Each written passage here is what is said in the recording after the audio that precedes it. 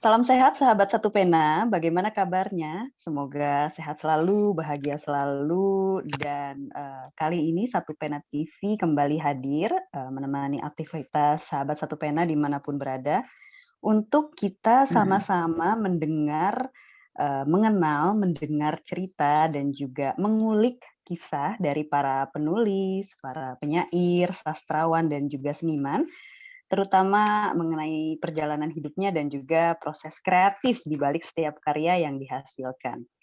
Dan pada kesempatan kali ini ada seorang seniman, sastrawan, penyair yang juga menarik untuk kita ulik kisahnya, perjalanan hidupnya, dan juga proses kreatif di setiap karya. Banyak sekali karya yang beliau hasilkan. Dan saya akan mengundang senior saya nih untuk bisa memperkenalkan siapakah narasumber kita pada kesempatan kali ini. Tapi saya mau mengantarkan dengan dua buah pantun.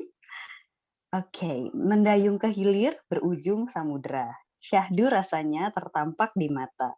Hadir di sini penyair dari Sumatera, gondrong rambutnya piawai juga berkata. Main mercon di rumah Dini, bawa pepaya dan juga kedondong. Hai Abang John yang kece di sini, bantu saya memperkenalkannya dong. Saya dibilang kece gini jadi ini. Saya ini Amel seumuran nih dengan tamu kita. Tapi makasih Oh Amel ya. iya. Sahabat Satu Pena, kita kembali lagi dengan program ngobrol bareng penulis.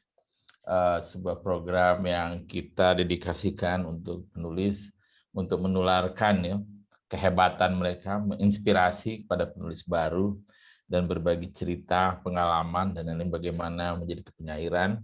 Dan ya sedikit banyak kita akan bicara soal karyanya, tapi yang lebih penting adalah sosoknya. Kali ini tamu kita, orang yang kita ajak bicara adalah, menurut saya adalah orang yang sangat istimewa ya, karena jalan tamu ini menuju penyairannya itu berliku dan penuh dedikasi dari kecil dengan tekad yang keras ingin menjadi penyair, bertentangan dengan keluarga, menjalani hidup yang sulit ya, dan sampai kini akhirnya menjadi konsisten tetap di kepenyairan. Padahal kalau misalnya dilihat dari orang tua dari tamu kita ini adalah dia bankir ya. Tidak kesulitan dalam keuangan kayaknya dalam membiayai sekolah dan lain-lain, tapi karena pilihan dari tamu kita ini untuk di bidang sastra akhirnya menempuh jalan sendiri yang mungkin membiayai dirinya sendiri. Nanti kita gali lah ceritanya soal itu. Bagi saya ini menarik sekali karena tidak banyak ya, atau ini sangat khas ya, mungkin banyak pengarang, penulis, penyair yang menempuh jalan yang sulit untuk menjadi penyair, tapi saya kira ini menarik sekali ya. Namanya Bung Anwar Putra Bayu. Kita panggil Bang Anwar. Selamat malam Bang Anwar. Apa kabar? Selamat malam Bang John. Assalamualaikum warahmatullahi wabarakatuh. Waalaikumsalam warahmatullahi Salam juga wabarakatuh. untuk Mbak Amel ya. Malam. Saya coba nih balas pantunnya nih. Wah seru. Wah, berbalas ini pantunnya. Tapi nggak cakep. Burung nuri terbang tinggi, hinggap di atas pohon kuini. Betapa asik suasana hari ini, Satu Pena hadir di sini. Ya begitu.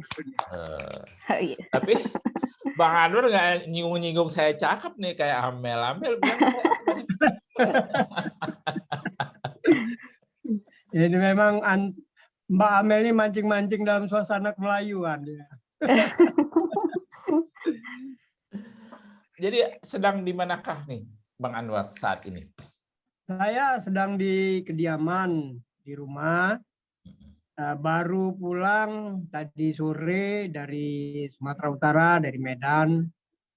Di sana saya baru saja mengukuhkan kepengurusan Satu Pena Provinsi Sumatera Utara yang dinakodai oleh Profesor Safan Adi Umri yang juga seorang sastrawan, dan saya berani mengatakan dia adalah sastrawan besar Sumatera Utara saat ini karena kiprahnya memang sejak saya lihat waktu remaja dia sudah sudah berkibar, menulis di mana-mana, di Horizon, di berbagai koran-koran daerah, dan sering diundang ya di beberapa event atau forum-forum pertemuan sastra baik luar dan dalam negeri.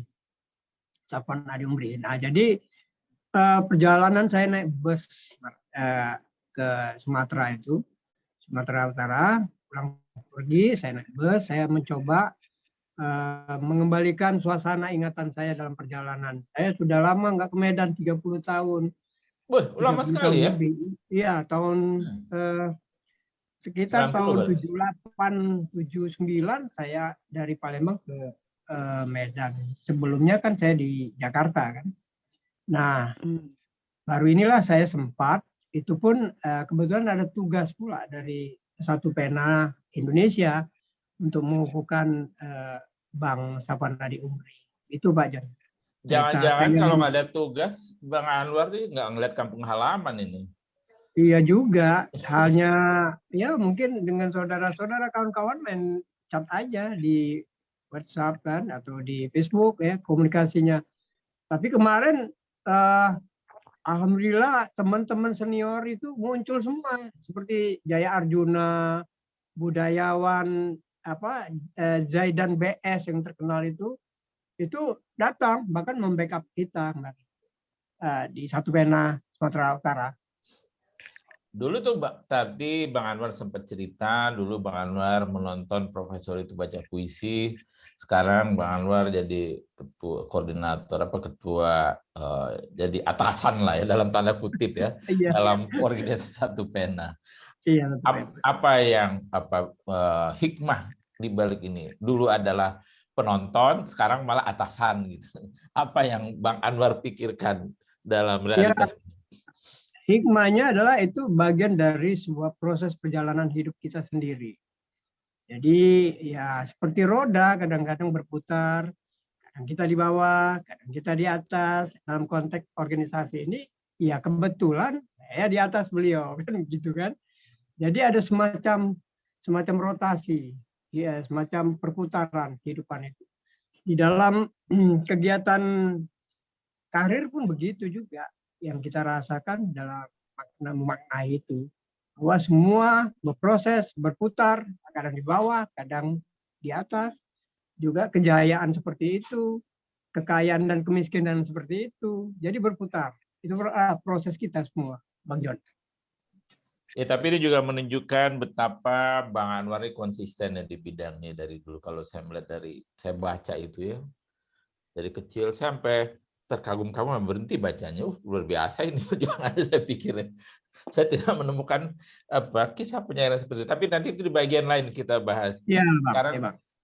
Sekarang kita saya ingin menayangkan dulu ini sebuah berita ya. Bayu boleh dibantu?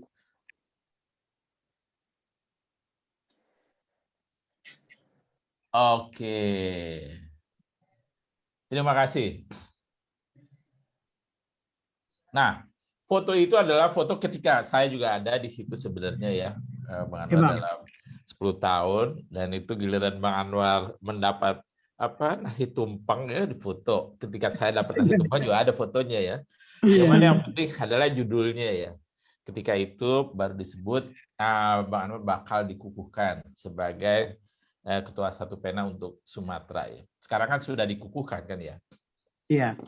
Nah, saya ingin bertanya, Bang Anwar, apa artinya Bang Anwar dijadikan ketua untuk Sumatera?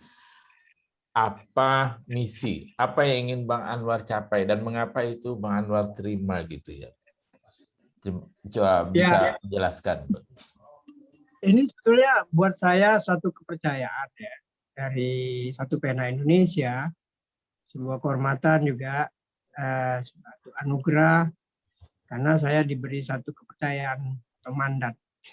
Jadi di dalam proses itu saya harus ingin berbuat lebih baik lah untuk Satu Pena, terutama ketika saya ditunjuk sebagai koordinator wilayah Sumatera yang membawai 10 provinsi. Jadi kalau kita runut ke belakang, waktu itu saya kan ada satu waktu liburan ke Jogja. Saya sedang jalan-jalan dengan istri saya di Taman Sari, Jogja. Tiba-tiba telepon masuk. Telepon masuk, ternyata itu dari Ketua Umum Satu Pena Indonesia, Bang Denny J.A. Lalu saya nggak angkat, tapi dia bilang ada di WhatsApp-nya, tolong baca. Di bacaan itu dia bilang, Anda bersedia nggak ditunjuk sebagai koordinator Sumatera untuk 10 provinsi. Ya saya bilang siap, karena memang saya punya satu pengalaman di beberapa organisasi. Saya pernah menjadi koordinator KIP, Komite Independen Pemantau Pemilu, tahun 98. Sebelum 98 saya sama Bang Mulyana itu diminta saya untuk koordinator. Sebetulnya saya menggantikan koordinator lama, yaitu Bang Munarman. Munarman itu koordinator KIP waktu itu untuk Sumatera ya, Sumatera Selatan ya. Jadi Munarman yang sekarang berperkara hukum. Pembela itu ya, Front Pembela Islam itu. Oke. Jadi dia ketua, saya sekretarisnya. Nah, dia pergi ke Aceh, diminta menjadi kontras kalau tidak salah di Aceh waktu itu, dan saya menggantikan kedudukan Munarman. Jadilah saya koordinator dan membawai beberapa kabupaten. Nah, pengalaman pertama itu bisa menjadi inspirasi saya untuk membangun Sumatera, Satu Pena Sumatera Utara itu dalam 10 provinsi. Dan saya punya semacam ikatan emosi dengan kawan-kawan di Sumatera Barat, kawan-kawan di Kepri, di Riau, di Sumatera Selatan, di Bangka. Nah, modal inilah sehingga membuat saya bahwa saya harus yakin bisa membangun organisasi ini bersama kawan-kawan. Tapi yang Bang Anwar hadapi beda nih, penyair, penulis ya. Kalau KIP itu kan birokrasi kali ya. Ya. Apakah ada perbedaan? Kalau penyair, penulis kan lebih ingin independen, mungkin agak susah diatur gitu ya, atau perlu pendekatan yang berbeda gitu dengan kalau KIP. Itu apakah Bang Anwar mengalami hal semacam itu atau sudah biasa aja gitu ya? Ya memang sulit, memang harus beradaptasi. Pada mulanya kan berjalan sulit mengadaptasi karena kita manusia yang bebas, manusia yang urakan, yang tidak mau terikat. Tapi tiba-tiba harus berhadapan dengan suatu situasi yang sangat disiplin, sangat ketat, penuh dengan dengan peraturan-peraturan, dengan absensi yang harus ketat kan begitu. Dan ya lama-lama juga terbiasa. Meskipun saya juga harus membaginya atau mengkombinnya dengan diri saya. Saya bikin aja semacam manajemen seniman. Jadi kedua hal yang formal dengan yang tidak formal saya gabungkan. Sehingga enjoy kita berjalan mengawal organisasi yang super ketat itu. Laporan harus ketat. Kan kita punya teman-teman yang cukup baik ya, bekerja secara administratif, secara manajerial kan kawan-kawan itu. Dan saya tinggal hanya mengomando aja. Tanpa semacam jiwa yang sangat ketat pula, yang otoriter, tidak. Jadi kita demokrasi di dalam menyelesaikan sesuatu masalah, membangun hal-hal atau yang terkait dalam tugas-tugas kita sharing aja. Jadi sebagaimana kerja-kerja di NGO, saya pikir itu. Ya, sudah biasa juga enak ya. Berjalannya. Iya, tapi ya, yang saya bangun itu ya saya mengkombinasikan itu. Ya, artinya kita tertib. Dan kita yang dipercaya Mas Mul tempo hari membuat satu kegiatan yang dinamakan konferensi Sumatera Selatan itu, bagian selatan. Saya mengimpunnya, saya dipercayakan karena dianggap beliau perjalanan KIP Sumatera Selatan itu bagus menurut dia di kacamata, sehingga dia menunjuk saya untuk melakukan kegiatan itu, macam konferensi ya di dalam pertemuan KIP daerah waktu itu. Sementara kita tahu di lain tempat ada yang kabur, ada yang melarikan uang kan tempo hari kan. Itu seru kan berita-berita di tempo hari. Di Jambi begini, di ini begini kan. Nah bahkan ini yang lucunya Adrian itu dan Kia itu mengatakan, saya ini masih punya utang loh dengan KIP Sumsel. Loh kenapa utang? Iya banyak utang kami ini belum kami bayar katanya. Sampai begitu. Jadi kita tertib administrasi kita jalankan. Jadi teman-teman itu waktu itu kan menunjukkan saya ya sebagai sosok, sebagai figur bagi mereka kan. Jadi enak mengarahkan. Apalagi saya lebih tua dari kawan-kawan itu kan. Jadi kawan-kawan itu punya segudang pengalaman. Ya kita tinggal peta-petakan aja. Kita seperti main puzzle aja. Ini saya jadi penasaran nih, Bang Anwar, kalau nyebut-nyebut nama Maulana siapa tadi? Aku saya lupa ya. Bang Mulyana, ya almarhum ya. Saya beberapa kali ketemu beliau dulu ya. Bang Anwar kenapa tidak seperti yang lain-lain juga terjun ke politik, tapi tetap konsisten di penyairan ini? Ya waktu itu begini, Bang John, ada pilihan dua. Ya waktu 98 itu ya teman-teman di partai itu banyak juga yang minta waktu 98 itu. Ada minta saya di PUDI, ada yang minta di PDI. Tapi saya bilang saya konsisten, saya tidak non partisan di situ. Saya tidak ingin masuk partai. Tidak struktural. Nah, tawaran itu saya tolak karena saya memang bukan jiwa saya ke situ. Karena apalagi jiwa kebebasan saya, jiwa kemurnian saya tuh jangan sampai terganggu ya gara-gara di dalam suasana politik. Ya memang betul ada bahasa-bahasa tertentu kalau mau mengubah suasana Indonesia, kebaikan Indonesia itu masuk di partai politik. Iya memang betul, itu kan hanya jargon ya, atau mitos yang dibangun. Tapi tidak juga, terakhir saya lihat banyak orang-orang politik yang diubah malah oleh sistem kan. Yeah. Bahkan dia tidak bisa mengubah. Nah ini kesadaran ini yang saya pegang. Dan saya memang konsisten, saya tidak mau memilih partai. Meskipun sangat memungkinkan pada waktu itu saya duduk. Misalnya di Kota Palembang, saya diminta waktu itu kan. Saya waktu itu dengan Bintang sangat akrab pada waktu itu kan. Jadi dia minta saya malah memimpin PUDI. Saya bilang enggak, biarlah PUDI dengan kawan-kawan. Jadi Bang Anwar ini konsisten di penyairan, konsisten juga di bidang kebebasan, dan juga konsisten memelihara rambut gondrong dan kumisnya ya dari dulu. Ya, ini sebetulnya jalan nasib apa jalan takdir saya nggak paham nih. Tapi yang jelas ini mungkin takdir saya berkumis panjang, rambut panjang kan. Saya lihat fotonya semua dulu saya nggak begitu kenal ya, jarang melihat, dan belakangnya saya lihat. Dan dulu penampilannya begitu, rambut panjang, kumis panjang gitu kan. Iya. Kalau dari jauh saya lihat kayak John Lennon ini gaya-gayanya. Banyak orang ngomong gitu kok. Padahal kalau dilihat-lihat ya sulit sekali kan menjas John Lennon ke dalam diri saya. Kan? Beda ukuran kacamata aja Bang. John Lennon agak kecil, kacamatanya kan? Bulatnya agak kecil, agak besar. Iya. Menarik kita sekali. Kembali ke ini, Bang Anwar. Jadi apa yang Bang Anwar ingin ciptakan atau kerjakan dalam satu pena untuk wilayah Sumatera ini? Apakah ingin menciptakan kegiatan lebih semarak, menciptakan penulis baru, banyak menciptakan penulis baru, atau apa yang kebayang oleh Bang Anwar?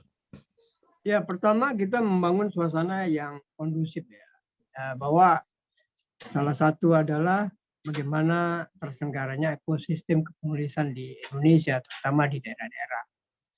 Ini kan ekosistem penulisan kita ini kan kurang terbangun.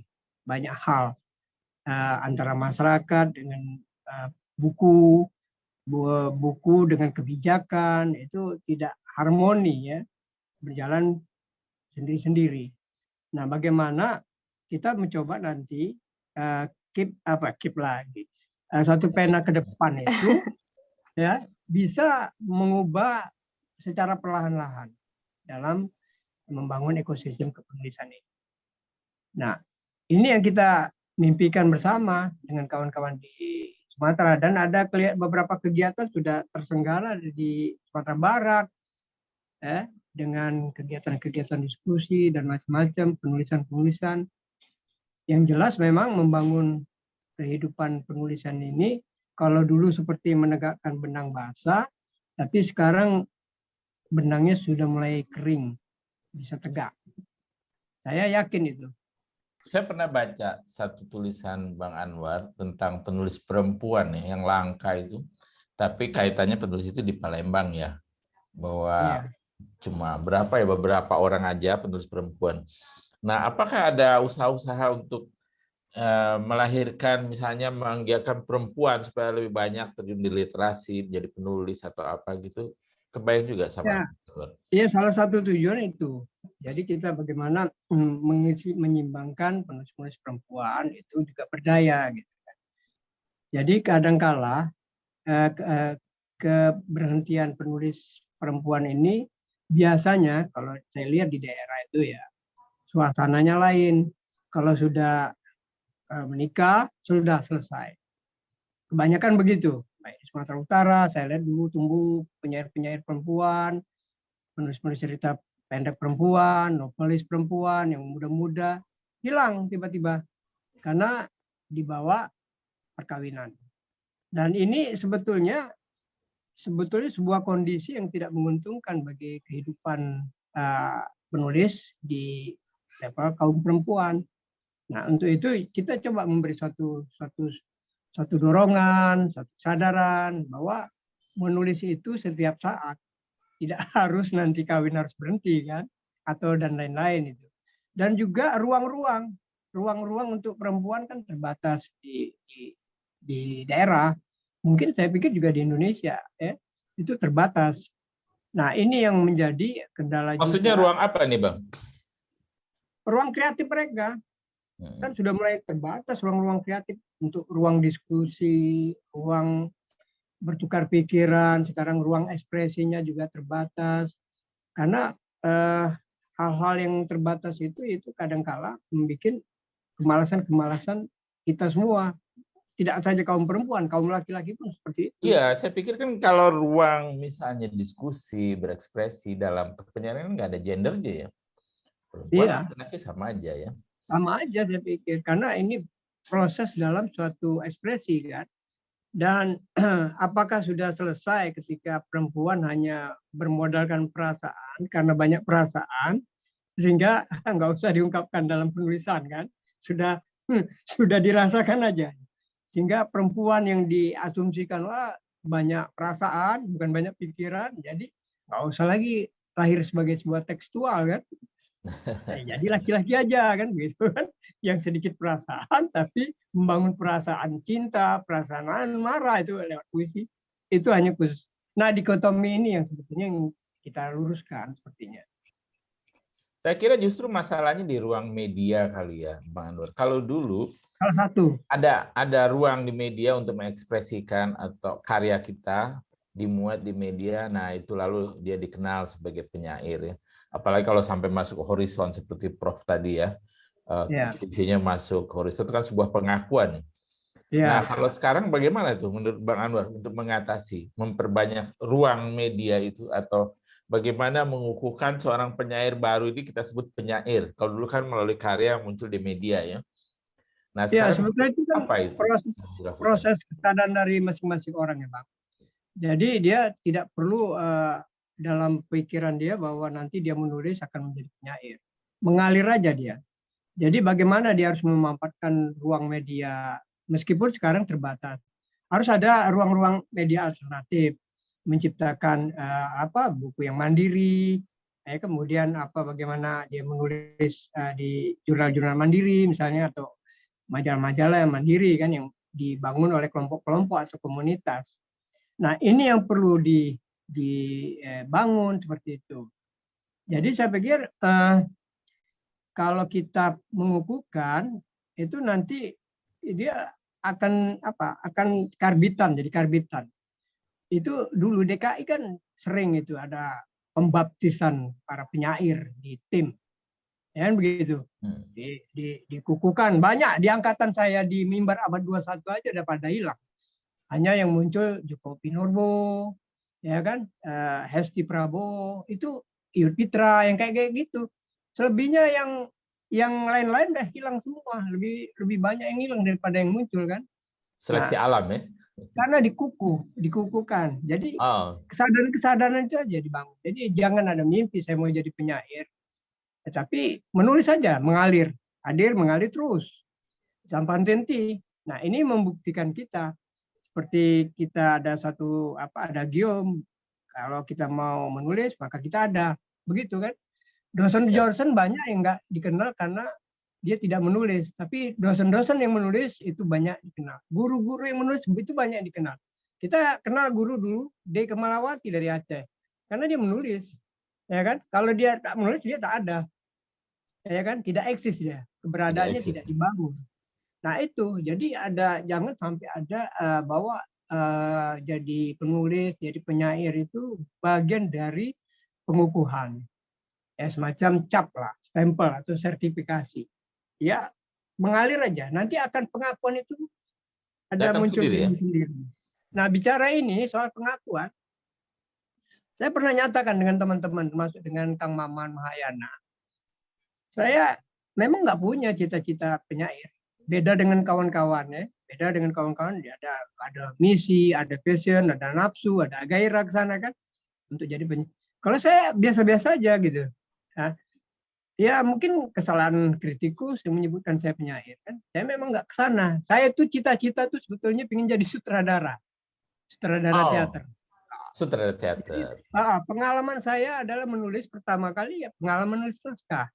Kan begitu, menulis naskah drama. Baru kemudian masuk ke wilayah puisi yang saya waktu itu tahun-tahun 78 itu agak sulit. Bagaimana menulis puisi yang baik, yang serius. Nah, tapi kalau saya menulis narasi panjang, saya bisa waktu itu kan cerita pendek, misalnya cerita anak-anak kan gitu. Nah, lama saya berproses dalam puisi. Itu sebabnya saya tidak ngoyo-ngoyo jadi penyair gitu. Bahkan saya cukup bangga pengakuan penyair itu pada diri saya adalah mertua saya. Bukan kritikus. Serius. Jadi waktu saya menikah, ini ceritanya. Saya ceritakan kawan-kawan, ketawa semua teman-teman.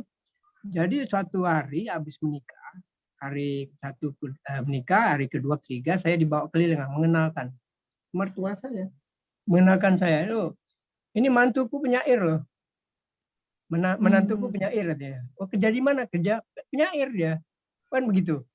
Itu mertua saya. Itu pengakuan yang paling murni buat saya sejati. Jadi lingkaran dekat dulu yang mau mengakui kita. Baru nanti lingkaran luar yang lebih jauh lagi. Dan itu luar biasa loh. Biasanya kan kalau mertua tidak mau menjadikan penyair menantu ya. Nah, makan apa nanti anakku? Nah ini luar biasanya mertua saya itu mengakui saya gitu. Itu yang laki-laki dan yang perempuan. Tapi kan penyair. Itu saya cukup bangga. Nah itulah baptis yang pertama yang saya rasakan indah. Itu dari mertua ya. Bang baptis daripada semacam yang formal-formal seperti itu kan. Sertifikat, pengakuan. Nah, sebetulnya itu. Jadi tapi saya juga pernah. Mertua juga penyair bukan? Karateka malah, olahragawan. Oh, dunia yang berbeda banget ya. Ya, dunia keras dan dunia halus ini bedanya. Keras dengan dunia yang soft itu bertemu. Dan saya menundukkan mertua saya mau dapat anaknya itu main catur dulu, main ular tangga kan gitu. Jadi dunia-dunia yang imajinatif itu dibawa kan, dunia ular tangga, dunia catur gitu kan. Itu di Palembang Bang ya? Ya di Palembang. Di Palembang waktu itu. Istri saya orang Palembang dan penulis juga. Penulis juga. Oke. Dan dia juga menulis puisi esai, Mbak. Menulis puisi. Apa namanya, Bang? Standar. Lini Oktaviani. Oke. Ya, kalau bahkan puisinya saya kalah, difilmkan oleh Mas Denny. Oh, Rencananya bakal dibikin film pendek ya sama PS Purnomo itu ya, Mas Ipong. iya Mas Ipong ya. Tapi di samping istri yang hebat menulis, ada suami yang hebat mendorongnya. Begitu kan. Jadi satu paket sebenarnya. Jadi nggak Satu ada yang waktu. kalah, yang ada yang enggak. Tapi ngomong-ngomong nih Bang Anwar, nih Ya, Amelia ini, dia juga penulis ya. Waduh. ya. Sudah berumah tangga. Apakah Amel setelah berumah tangga berhenti menulis nggak, Amel? Seperti tadi Nah, apa namanya disinggung Apa oleh tambah Bang ngejel? Anwar. saya seperti saat kuliah gitu ada forum sastra biasa setiap Rabu sore namanya Senjakala, kita buat buletin sastra Ya. setiap minggu di UIN Syarif Hidayatullah di Jakarta. Cuma ya memang seperti kata Bang Anwar juga setelah kehidupan rumah tangga agak sulit begitu ya. Justru saya jadi kembali bergairah begitu dengar cerita Bang Anwar. Barangkali saya bisa bagaimana caranya untuk bisa menjadi muridnya Bang Anwar nih, berguru untuk bisa menggali lagi semangat begitu ya. Tapi apa namanya? Yang menarik justru pengakuan itu datang pertama kali, pembaptisan itu datang dari mertua begitu ya Bang Anwar ya, bukan dari Ya. lingkaran keluarga sendiri. Apa yang terjadi? Kenapa? Apakah dari pihak keluarga Bang Anwar nggak ada apa namanya pengakuan atau nggak ada dorongan atau support begitu untuk Bang Ya, Anwar menggeluti dunia kepenulisan ini? ya, di pihak keluarga saya sendiri, ayah saya menentang bahwa saya berkesenian. Awalnya berkesenian berteater itu sangat ditentang. Saya di SMA di Medan, di SMA 6, saya bergabung dengan sebuah teater dipimpin oleh sastrawan pada itu pengarang di Waspada, itu A.S. Anmadi. Nah, saya berguru dengan dia di dalam lingkaran teater profesi. Bahkan beberapa kali saya diajak ikut panggung. Tapi proses perjalanan saya itu selalu dapat hambatan atau tentangan dari ayah saya. Bahkan saya pernah sekolah kan nggak naik kelas itu bukan gara-gara berteater, karena keasikan saya berteater saya lupa belajar, itu mungkin kesalahan saya kan. Nah, sampai diwanti-wanti oleh ayah saya, kamu mau sekolah apa mau teater? Nah, saya bilang dua-duanya ya. Pilih salah satu kan. Saya mau berteater. Nah, oke, kamu berhenti sekolah. Saya berhenti sekolah, nggak apa-apa. Saya dapat sekolah di teater itu. Saya bilang. Nah, itu bentuk kemarahan atau apa, Bang? Atau memang memberikan kebebasan? Sebetulnya mungkin gairah muda ya. Pada waktu umur berapa itu kalau sekolah SMA itu kan agak apa ya, temperamen muda lah. Ya semacam bagian satu apa namanya, menunjukkan identitas kan, bahwa kita mau seperti itu. Ada semacam perlawanan lah dari. Maksud saya gini, bagi ayah Bang Anwar memberikan ultimatum itu sebentuk kemarahan kepada anaknya yang tidak mau diatur atau memberikan kebebasan sebenarnya. Itu saya melihat sekarang saya berpikir itu sebuah kemarahan ya, bukan kebebasan. Karena dia sudah mengarahkan dari awal bahwa saya tuh harus kalau dari SMA itu nanti lulus menjadi akunting seperti dia. Jadi sangat formal gitu, sangat eksak gitu. Ayah nih bankir ya, di Bank Eksim ya dulu ya? Iya, ayah dulu pertama pimpinan bank di Palembang, itu dulu Bank Tani Nelayan. Baru berubah jadi Bank Ekspor Impor Indonesia. Baru sekarang mandiri. Jadi saya tuh warawiri aja sekolahnya kan, dari Palembang ke Medan, balik lagi Palembang ke Jakarta gitu kan. Jadi macet-macetnya di situ sekolah. Nah, balik lagi ke SMA itu, pilihan saya bilang saya teater. Biar saya berhenti sekolah. Nah, maka saya berhenti pada waktu sekolah di SMA 6 di kelas 1. 1 tahun saya nggak naik karena disuruh saya ambil jurusan IPS atau IPA. Nah, oke, saya jalani 1 tahun. Tahun kedua itu saya dimasukkan harus IPS atau IPA. Tapi saya ambil lagi IPB, ilmu bahasa. Di situ kemarahan, ada kecewa bapak saya, dan itulah akhirnya saya kompensasi saya ke teater, sublimasi lah, bukan kompensasi, sublimasi saya ke teater.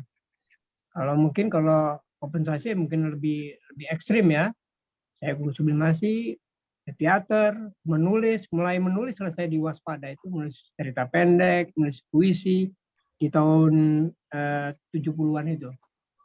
Itu pilihan Bang Anwar ketika itu nggak ada yang sokong, misalnya dari kakak, Ibu, atau dari... Nggak ada. Jadi yang memberondong saya itu ya bapak, ibu. Jadi kalau kakak-kakak sudah pergi semua kan, tinggal saya sendiri waktu itu di Medan. Jadi nggak ada. Ya? Bang Anwar anak bungsu? Ya? Anak bungsu? Gimana?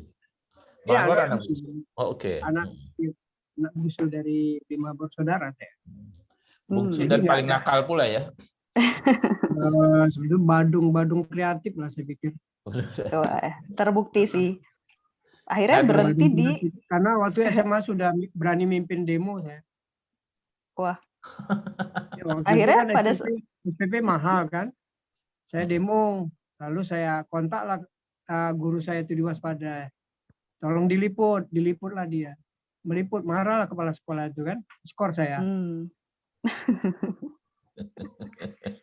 Sudah memberontak di keluarga, memberontak pula di sekolah begitu ya. Itu tahun 70-an itu ya. Nah, terus akhirnya kalau Bang Anwar disuruh pilih berteater, lalu disuruh berteater penuh, itu artinya tidak disokong secara pembiayaan atau gimana? Betul. Makanya dihentikan semua aktivitas yang disupport oleh ayah itu, oleh ibu, bayaran apapun di stop. Jadi suatu ketika dijemputlah saya sama kakak saya, mungkin udah mungkin ayah saya udah udah nggak bisa lagi ngasasin, panggil kakak yang tertua di Palembang. Tahun 79 kalau tidak saya berangkat ke Palembang. Nah, untuk mengekspresikan kegiatan hijauan saya membangun teater namanya SAS. Jadi SAS itu saya bangun di daerah Texas itu, di Kertapati, daerahnya Texas itu. Jadi ya yang saya kumpulkan ya preman-preman di situ kan, preman-preman, orang-orang orang buru-buru ya. Saya bikin komunitas sambil latihan sambil mengganja mereka itu kan. Saya enggak, itu ya, hebatnya saya tidak masuk ke kategori itu. Bahkan ada satu wakil pimpinan teater itu jangan coba-coba kasih Mas Bayu tuh daun itu katanya. Enggak berani preman-preman besar itu kan. Ikut teater dengan saya. Jadi sampai suatu ketika saya pentas. Saya mengangkat satu naskah. Bang Bayu, sebelum kita bercerita pentas, bagaimana cara Bang Bayu mendekati para preman itu untuk berteater? Namanya aja preman, kemudian disuruh berteater, itu kan kayaknya dunia yang bertolak belakang. Iya betul. Saya masuk di Kertapati itu ada teman saya, seorang pelukis, seniman pelukis, yang tinggal di Kertapati. Dan dia itu sangat disegani oleh kawan-kawan preman di situ. Namanya Wahid Tantoro. Nah, bersama dialah saya mendirikan pertama kali teater di Kertapati. Nah, basic anak-anaknya tuh ya anak-anak, ada yang anak sekolah, ada anak yang preman-preman itu kan, sambil latihan, sambil minum, sambil ganja kan gitu kan. Nah, dari beberapa komunitas itu ada 2 yang muncul. Yang pertama yang saya didik dari SMP di teater itu, namanya Teater SAS, itu sudah menjadi sutradara itu di Indosiar yang menyutradarai Nyai Pelet. Nah, itu Eko Darmawan itu jebolan dari teater yang saya pimpin sejak dia SMP. Saya bina aja. Bahkan saya dorong dia masuk di IKJ. Oleh bapaknya direstui, dia masuk IKJ. Jadi sebelum dia tamat, dia diminta oleh Indosiar untuk menjadi program direktur wisata di Indosiar. Nah, itu dari Kertapati. Ada yang kedua, itu namanya Haris Sinamon. Nah, dia jadi sutradara TPI. Ya, jadi sekian banyak hanya 2 yang berhasil. Jadi kalau kita di kelompok komunitas itu, walaupun 40-50 orang, paling banter itu 3 yang jadi. Nggak bisa semuanya, nggak bisa 10. Itu pun Tapi itu luar tergantung biasa itu. terpanggil bakat. Iya, Tapi itu kan waktu tergantung itu, bakat ya. iya, Gimana, pada Mbak? saat itu, iya pada saat itu bagaimana Bang Anwar membiayai diri sendiri sambil tetap berteater begitu? Oh, saya sambilan itu pernah jadi kenek ya. Kenek Hmm, angkot di Kertapati, Palembang. Dari sana saya dapat biaya hidup. Ya, tapi kecil lah gaji-gaji, nah, bukan supir tapi gaji kenek ya. Nah, saya hampir 4 tahun itu menjalani kehidupan kenek dari Palembang, kota Palembang ke Kertapati. Suwarawiri aja. Dari Itu situ saya kemudian ngebayangin gini, Bang Anwar, bagaimana murid-murid Bang Anwar bisa respect pada Bang Anwar mengajarkan teater, padahal ini gurunya supir angkot gitu, Kenek. kenek angkot gitu. Itu bagaimana meyakinkan mereka gitu bahwa ini bisa loh gitu ya. Dapat iya, respect dari mereka itu bagaimana itu caranya Bang Anwar? dia kan begitu realitas melihat kehidupan saya. Jadi kita kan nggak ngoyo, nggak ada bikin satu statement janji-janji, enggak. Kita memang apa adanya. Nah, dari apa adanya mereka sangat apresiatif. Bahkan dia teman-teman itu ada yang mendukung, ada membantu gitu kan. Meskipun itu enggak saya tolak gitu kan.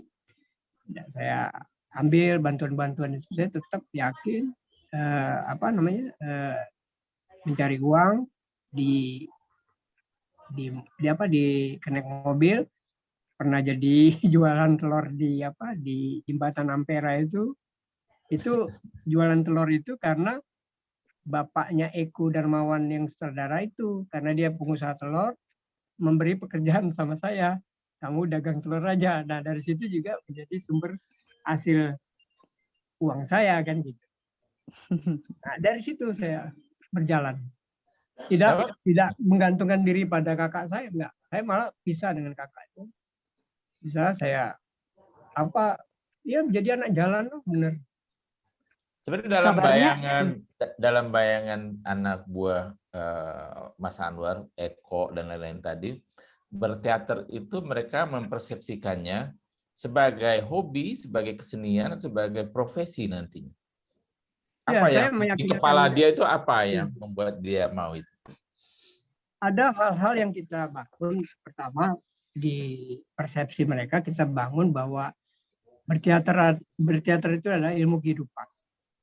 Jadi kita tidak mengarahkan mereka itu nanti sebagai seorang aktor atau sebagai seorang sutradara, tapi bahwa dunia teater itu adalah ilmu kehidupan. Jadi mau jadi apa nanti yang menentukan proses kita semua.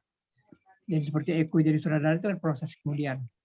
Nah, saya tidak menjanjikan bahwa teater yang saya pimpin itu menciptakan aktor, tapi menciptakan bagaimana dia mampu menulis. Sudah mulai dari situ saya.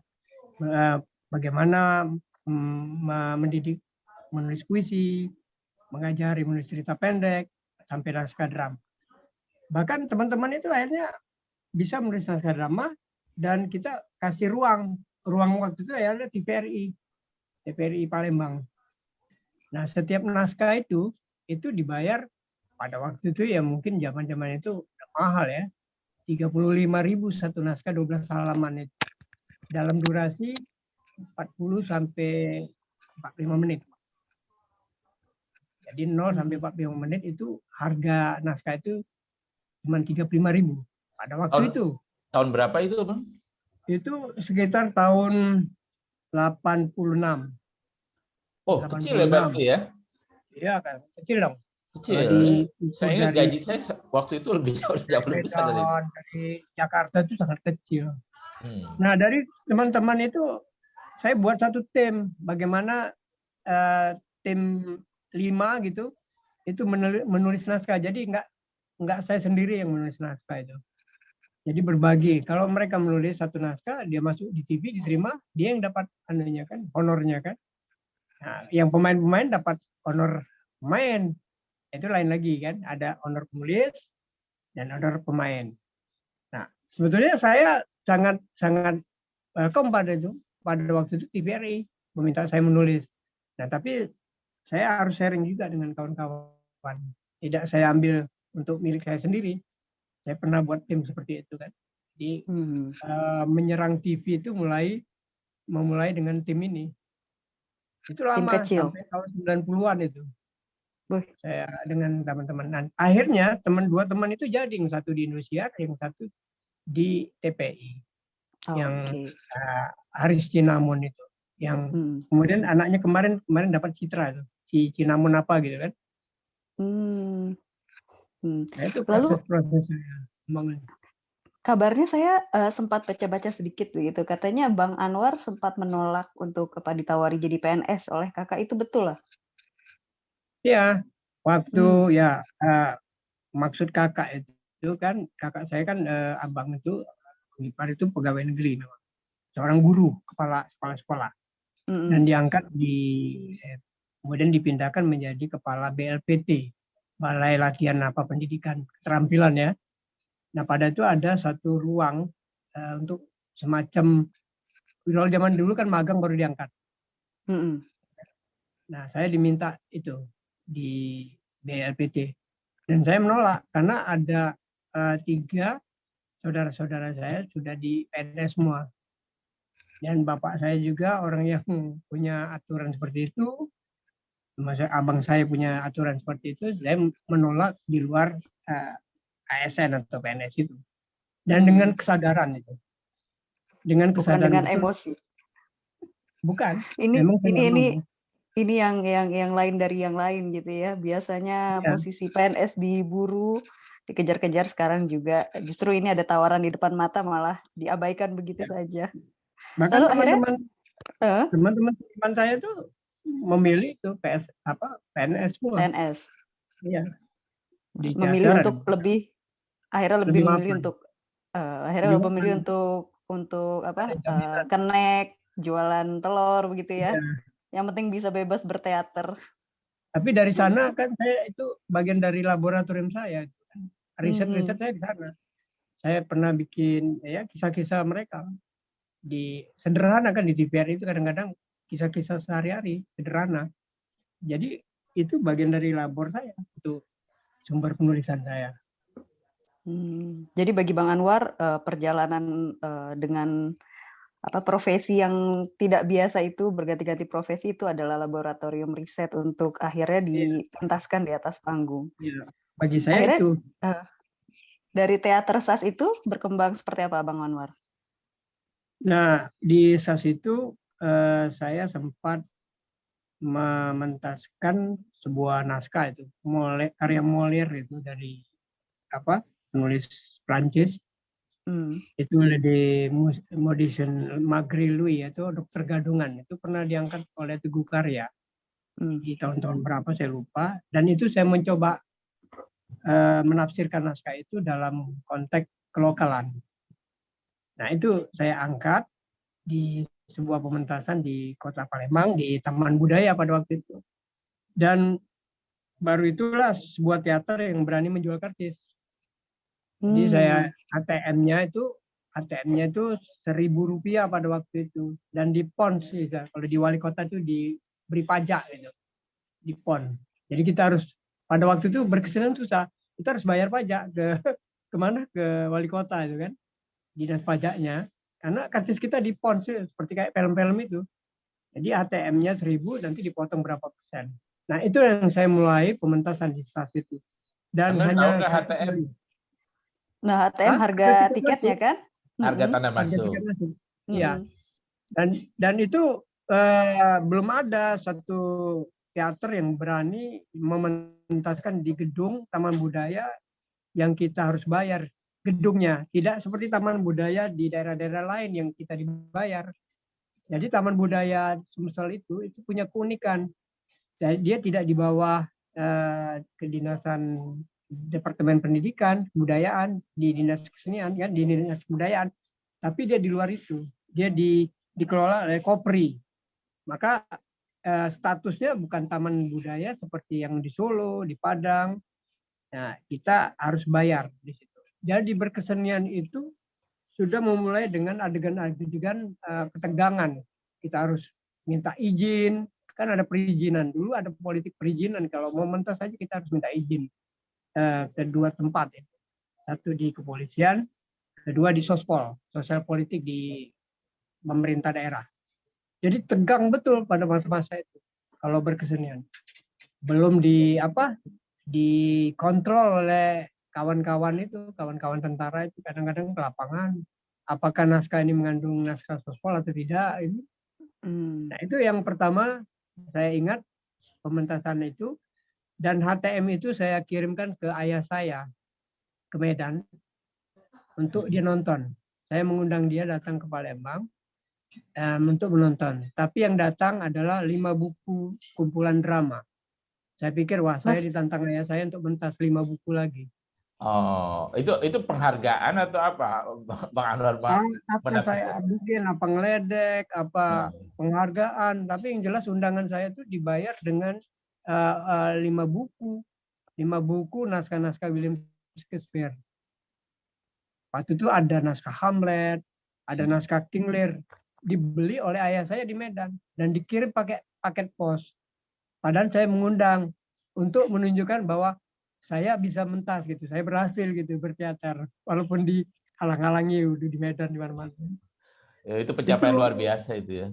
Jadi itu yang saya lakukan. Nah, akhirnya pementasan itu rugikah, untungkah? Enggak pernah ada yang untung kalau di Sumatera Selatan mentaskan, karena pertama kita harus bayar gedung yang pada waktu itu cukup mahal untuk 1 hari 1 malam. Kita makanya 2 hari 2 malam, ya kan, 2 malam kita mentas. Itu pada waktu itu di zaman saya mentas pertama itu tahun 84, Bang. Itu harga gedungnya pada waktu itu sekitar 350.000 sekali sewa. Itu perlu Jadi 10 naskah drama di TVRI bayarnya itu. Hal-hal itu membuat kita kreatif. Ya bagaimana kita harus mencari sponsor, meyakinkan bahwa pementasan itu didukung gitu kan, banyak sponsor yang membantu. Ya waktu itu ya saya belum ada larangan-larangan seperti sekarang kan. Ada yang namanya sebuah rokok ya, rokok yang berkedudukan di Jakarta tapi punya perwakilan di Sumsel. Itu yang saya minta. Karena manajernya itu seorang musisi Palembang yang sangat terkenal pada waktu itu, yaitu Golden Wing. Ya, seorang penyanyi. Pernah dengar. Golden Wing itu penyanyinya adalah Khairil Simon. Dia adalah manajer sebuah perusahaan rokok. Nah, dari sanalah dia bantu saya untuk pementasan dan disupport. Ya, kita cuma pasang spanduk dengan umbul-umbul aja udah cukup. Kan koran-koran nggak akan muat kan yang begitu-begitu. Nah, dari situ membuat kita berpikir kreatif untuk bagaimana pementasan ini bisa ada. Belum sukses, ada dulu. Dan penontonnya cukup. Saya bikin suatu gerakan pertunjukan itu, penonton itu bagaimana kita mengunjungi sekolah-sekolah dan kampus-kampus. Jadi 1 tahun kita persiapan, di tengah-tengah itu kan ada yang hafal 2 adegan, 3 adegan, kita bawa ke sekolah-sekolah dan kita pertunjukan ke sekolah-sekolah dan kita titip tiket. Nah, di kampus-kampus, di sekolah-sekolah, bekerja sama dengan guru kesenian gitu kan. Nah, jadi mereka beli. Ya kan? Nah, dan guru-guru itu kan kasih tugas nanti meresensi pentas drama saya kan gitu kan. Untuk sebagai kerjaan rumah. Nah, dari sana kita mulai. Dan itu sangat tegang dulu waktu itu kan, karena masih kuat kop kamtip itu kan, militer apa itu pernah saya hampir dilarang pementasan saya itu ketika saya mementaskan Jakarta Rup. Nah, itu sangat hampir dibubarkan sama kaum tentara, tapi kita bisa bujuk polisian karena salah saya sendiri sebagai dalang waktu itu kan, yang bawa aku dia Miharja Jakarta Rup itu saya simbolkan sebagai seorang dalang gitu. Jadi saya pakai tongkat komando itu. Kesalahan saya pakai tongkat komando. Oh, simbol dalang, betul. bayangkan Bang John dalang, seorang dalang pakai tongkat komando gitu.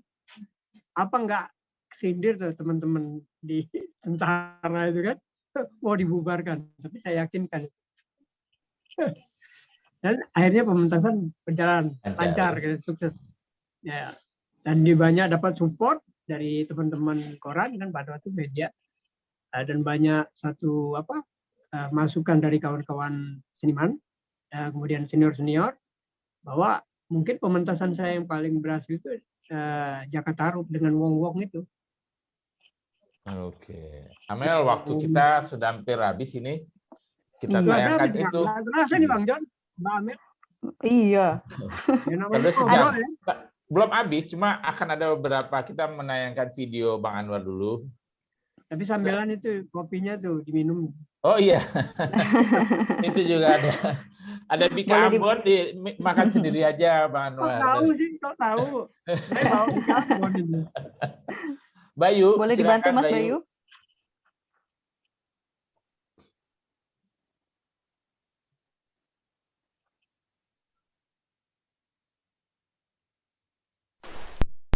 Gerimis pada sebuah jalan. Mengapa kita harus sejenak tertunda, lalu celingak-celinguk mencari tempat berteduh, lantaran gerimis belum juga rampung, sementara kita semestinya lurus ke depan, berjalan dan berhitung-hitung langkah, sehingga sampailah di akhir jalan ini. Kendatipun nanti gerimis menambah keperkasaannya, kemudian akan membayangkannya berubah menjadi bah. Mengapa juga kita mesti takut? Bukankah sebelumnya kita sudah memiliki bekal di mana tempo kanak-kanak kita belajar bagaimana merasa tak pernah sangsi. Ayo, apalagi yang harus dicemaskan? Dan kita memang harus terlanjur basah.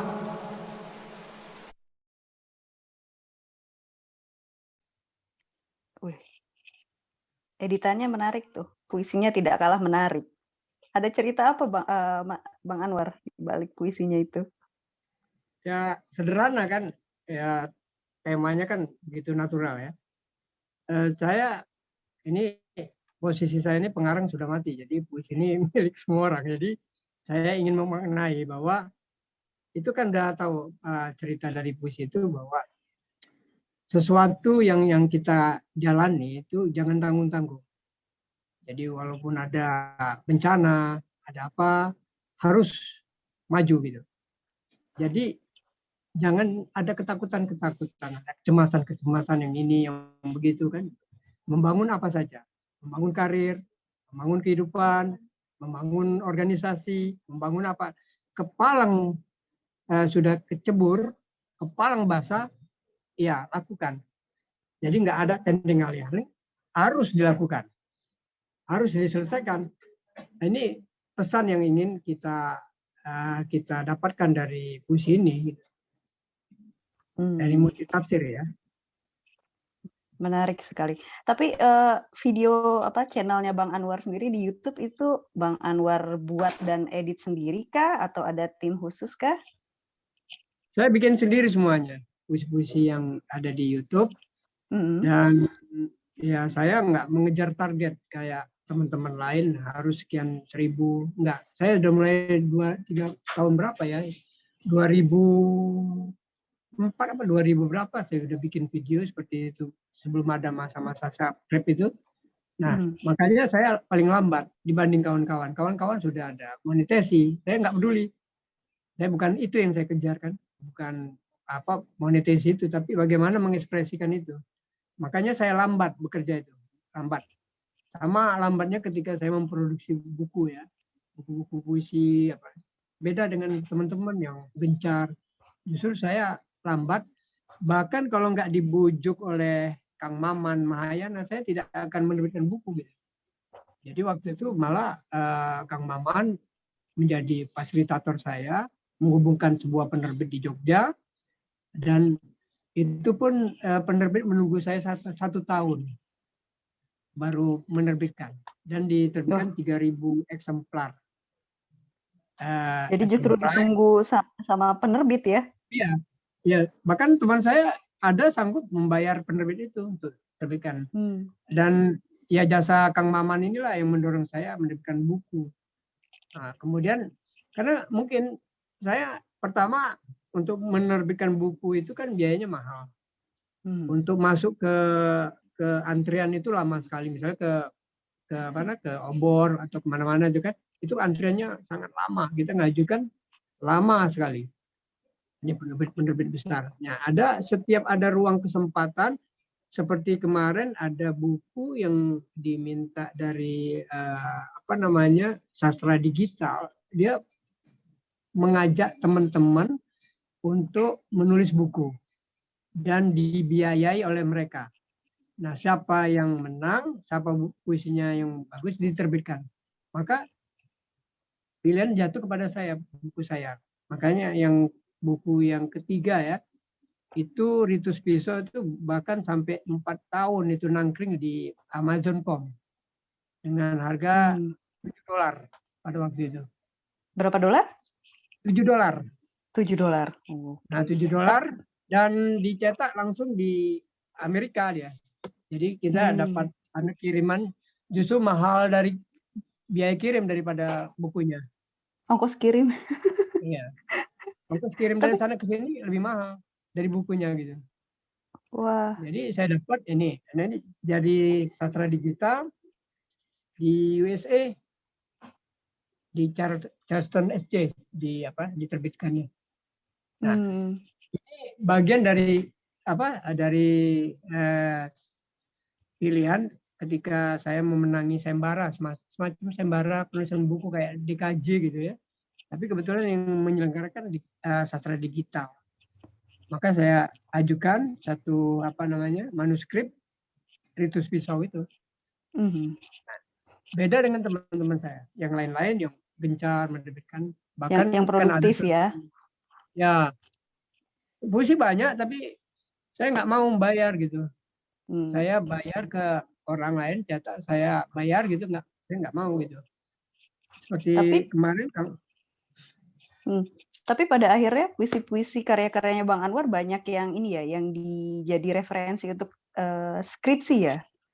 Ada 4 kalau tidak salah saya baca. Ada berapa? Yang jelas 2 kumpulan puisi itu udah melahirkan 3 sarjana atau 4 sarjana itu di Fakultas Ilmu Pendidikan. Mereka membuat satu analisis di tesisnya atau di skripsinya itu. Mereka kontak Abang untuk wawancara, untuk riset segala macamnya kah?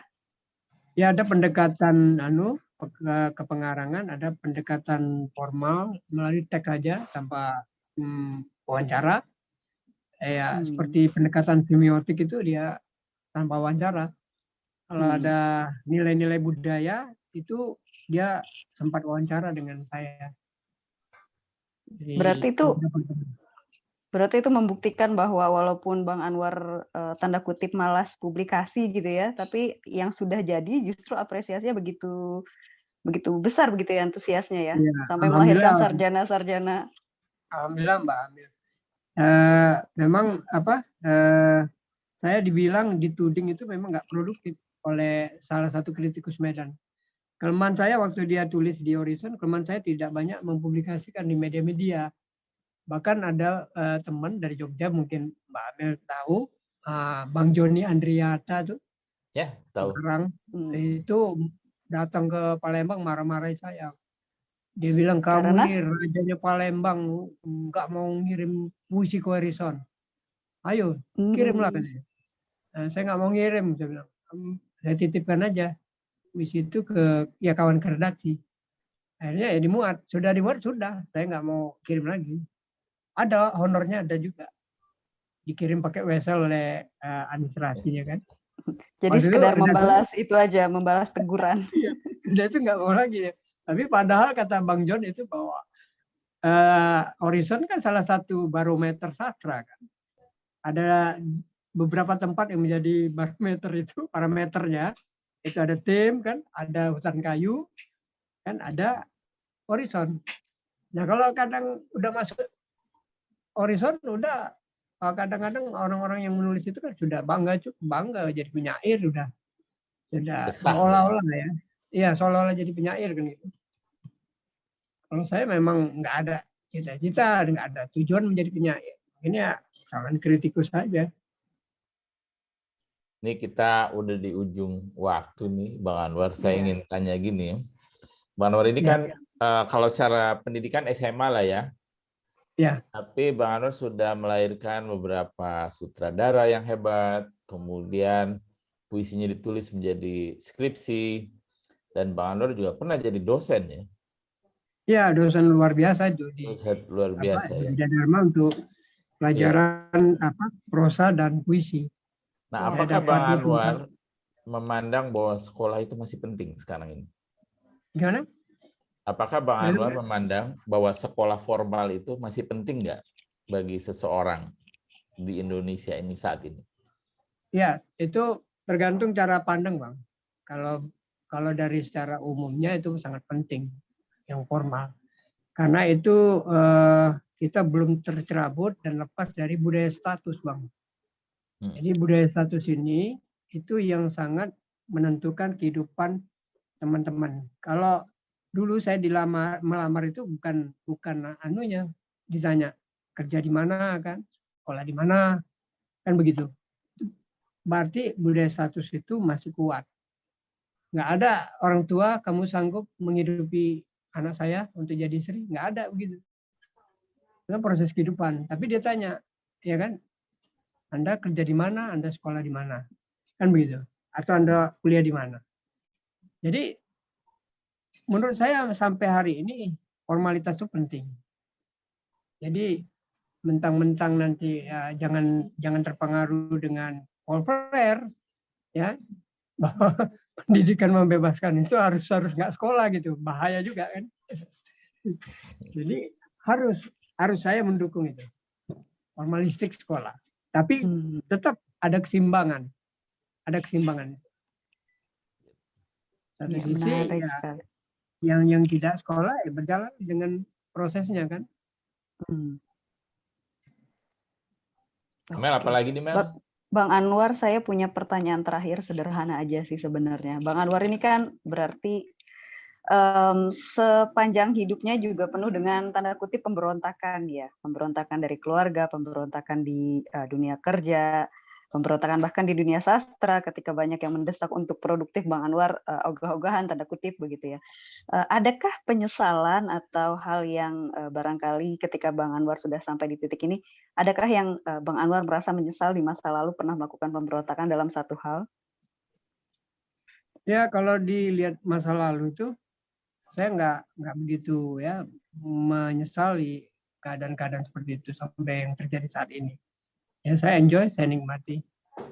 Kalau saya menyesal itu saya mundur. Tapi bagaimana saya harus mampu ke depan, mendorongnya lagi ke depan untuk ya lebih bagus dari yang sebelumnya kan gitu. Nggak ada waktu untuk menyesal Bang ya? Iya, nggak ada. Itu apa namanya terlalu manja kita.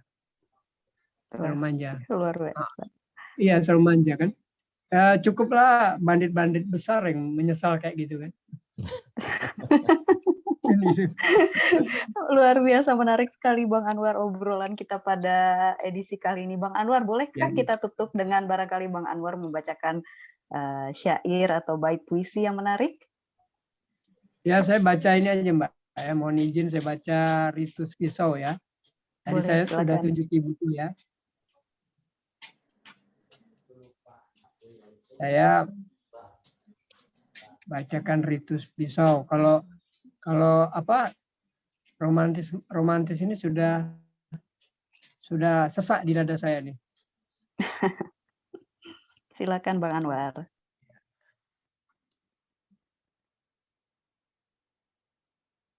Ritus Pisau. Sesenja ini kau ditemukan di samping sebilah pisau jagal. Tengok jantung sungai terbelah. Sebercak darah dari bayang pisau yang berkelebat. Barangkali darah kalian membasuhnya. dengan rasa kutukan di dalamnya. Bagaimana mereka harus memandang persoalan kalian? Sepanjang yang dibawa terbuka, maka tutup dulu kala mengatakannya. Berjarak dengan mereka yang terjaga adalah baik memberi kalian agar tak ada pemborosan umpatan. Kemudian kelakar besar ditawarkan pada waktu yang sama ke sebuah tempat dengan kesenangan bagai anak yang lasak. Mendapatkan pergi untuk bermain, di dalamnya mengalir semangat yang menggelora. Lalu, bagaimana cara menumpahkan rasa ini? Saat-saat aku tak tahu harus mengutuk siapa. 2010. Wow, keren sekali. Bang Anwar Putra Bayu, terima kasih banyak untuk obrolan kita yang luar biasa. Bang Anwar Putra Bayu dengan syair yang mendayu, terima kasih sudah berkenan berbagi cerita dan juga rayu. Sehat selalu dan jauh dari rasa sendu. Untuk sahabat Satu Pena, TV, jumpa lagi. Salam sehat, salam Satu Pena. Semoga tambah sukses, Bang Anwar. Terima kasih, Bang John. Dalam kepengurusan Satu Pena untuk wilayah Sumatera, makin produktif, tambah sehat, dan tambah bahagia. Pacu lagi. Dan tambah lebat kumis dan juga rambutnya nih. Sampai jumpa sahabat Satu Pena TV. Jumpa lagi di edisi selanjutnya. Salam sehat.